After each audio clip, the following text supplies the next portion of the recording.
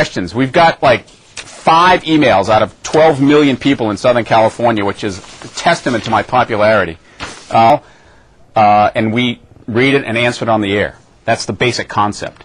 One of the best ones that I think we've ever gotten. This is from. Won't mention who it's from. I like Will Smith. One of the best parts. Any thoughts on that? I think emails might be the way to go. You can just hang around a street corner in Los Angeles and you'll see the mayor in person because he does like 80 events every day. Call your what are you sending letters about? If you're sending it about his love life, he's probably not going to answer that. The girlfriend, the mistress. How great is this for the mayor? Cover of Los Angeles magazine. Myrthala Salinas.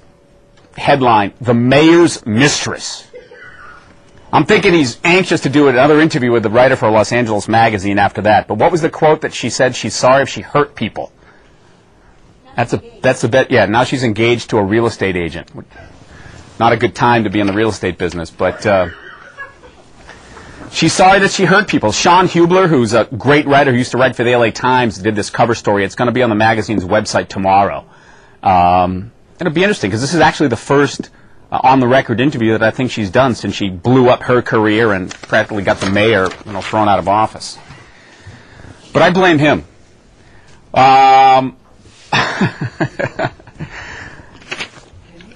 What was the web? What's newschat@fox11.com? All right.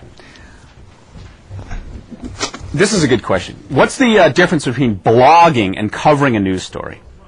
Blogging is like you're in your underwear in your apartment in Pacoima with a laptop and a wireless internet connection that you're poaching from Starbucks down the street. And you blast out a couple of lines about anything, and it can be your opinion, it can be made up, it can be insane, it can be accurate, it could be good. A news story is slightly better than that in that it has to be based on some kind of facts. And we're not putting our opinions in it. The problem is that everybody gives almost equal weight to blogs and news stories. It's like, John's blog from, the West Valley is the same as, Fox News or CNN and their websites, or our website here, MyFoxLA. So the problem is it gets reported, gets linked to Drudge, and then all of a sudden everybody's going with it, and before you know it, it's a story that may originate with a blogger. Not that some bloggers aren't great, like Nikki Fink, for example, who has a blog, although she doesn't like to call it a blog, did great stuff on the writer's strike. So there's definitely a role for them, but I think you have to consider, who's putting it out there and what it's based on. If it's we blog here on this website, but it's our opinion, and the idea is to be provocative and it generates some conversation. Although it seems like the same 4 people who are blogging from like a Atascadero State Prison are the ones that are responding to us. But hey, they have a right to hit that reply key.